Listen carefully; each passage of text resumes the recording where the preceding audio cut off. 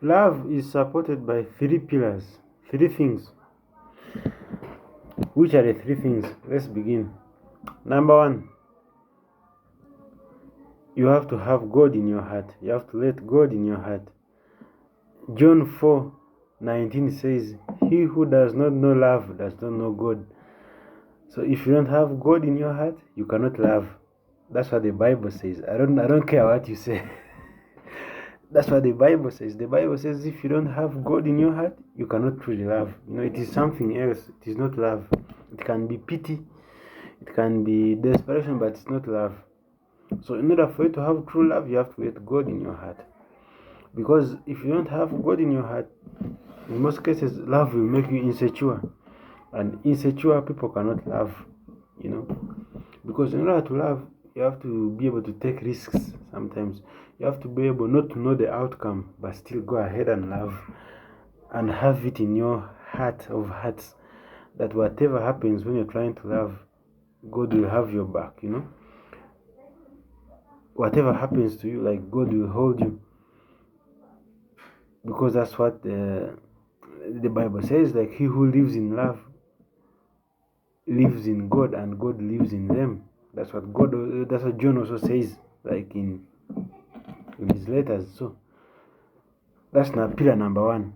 Let God in your heart, let God in your life. If you don't have God in your life, you cannot love.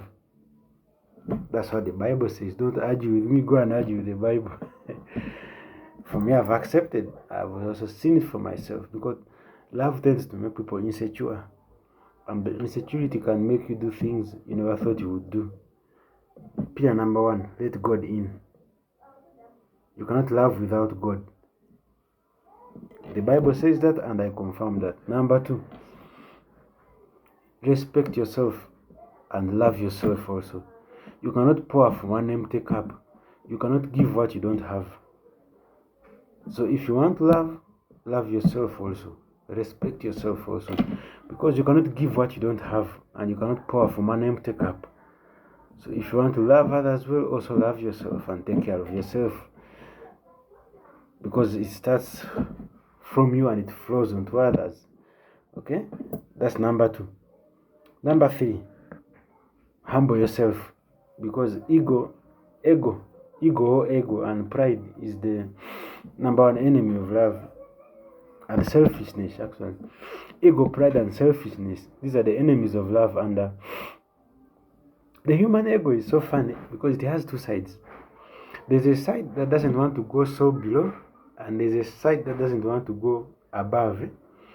I don't know whether you have noticed it. Like, when you are called to humble yourself and do things that you may think are below you, the ego will whisper to you, that is below you, you cannot do that, come on, what are you doing, like that is even low for you, And when you are called to do things that are high above you, the ego will still whisper to you, no, that is too good for you, you don't deserve that.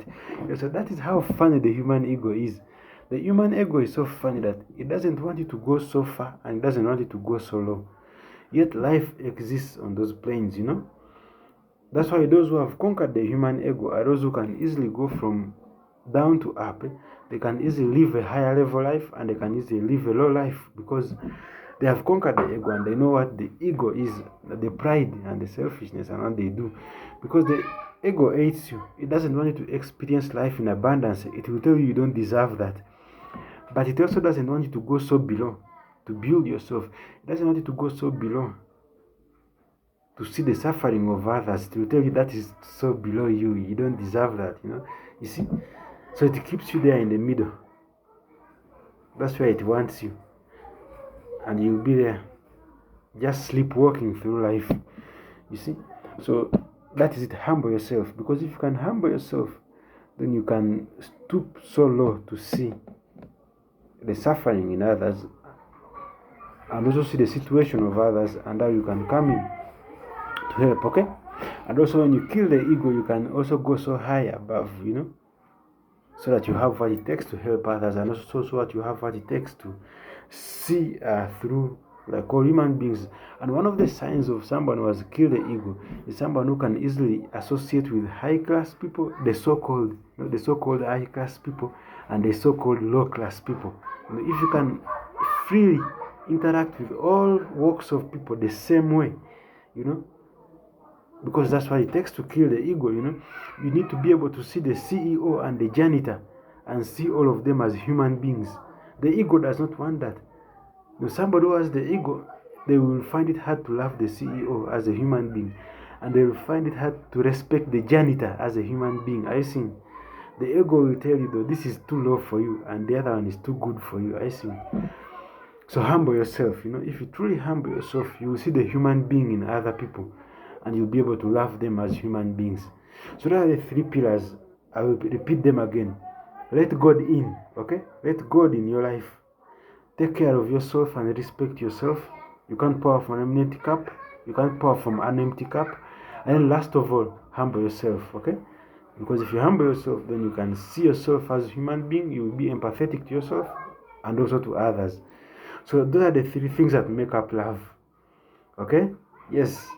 So thank you so much. I hope you have learned something from this video. See you in the next one. Peace. God bless you. I'm out.